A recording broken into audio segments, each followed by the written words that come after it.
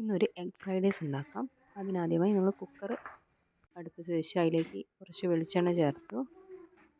Cut ചെയ്ത് വെച്ച carrot, ഉള്ളി, ജീരകശാല അരി അരമണിക്കൂർ മുമ്പ് കഴുകി കുതിർത്തി വെച്ചതാണ്. അതിനുശേഷം കറാമ്പട്ട,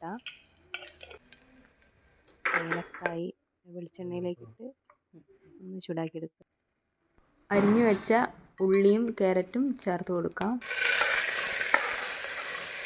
ചെറുതായി വഴറ്റിയെടുക്കാം.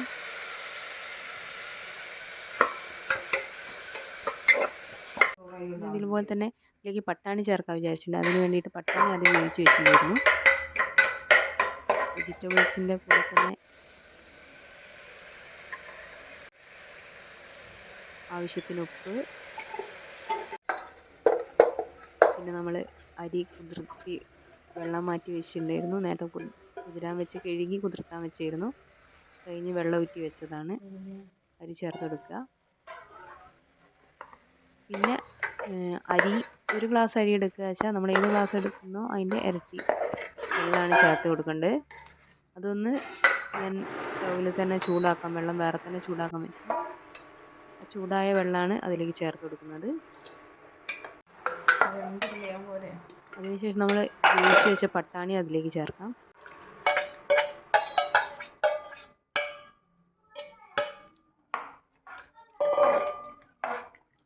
ആവശ്യത്തിന് ഉപ്പൊക്കെ നോക്കിക്കഴിഞ്ഞ് അടച്ച് വെച്ച് ഒരു വിസിൽ വന്നാൽ മതിയാവും.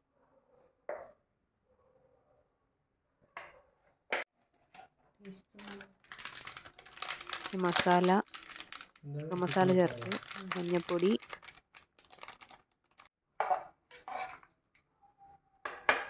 കുക്കർ അടച്ച് വെച്ച് ഒരു വിസിൽ വരുത്താം.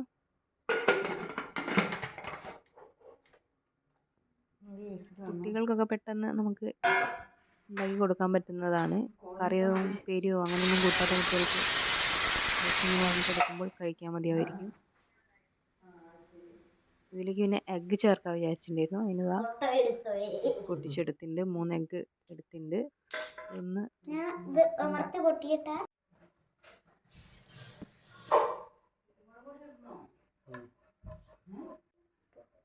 ഉപ്പിട്ടിട്ട് കുരുമുളക് ചേർത്തു.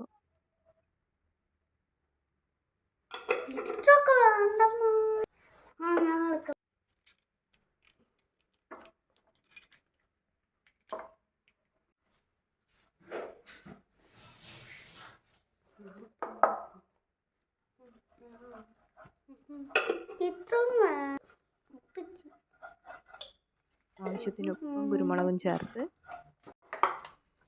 അതിലേക്ക് ഇനി നമ്മൾ നേരത്തെ വേവിച്ചാക്കി ഒരു വിസിൽ വന്ന് കുറച്ച് കഴിഞ്ഞ് തുറന്നു നോക്കിയാൽ പാകത്തിനുള്ള റൈസാണ് ഉണ്ടാവും. അത് നമുക്കൊന്ന് എഗ്ഗിൽ മിക്സ് ചെയ്യാം.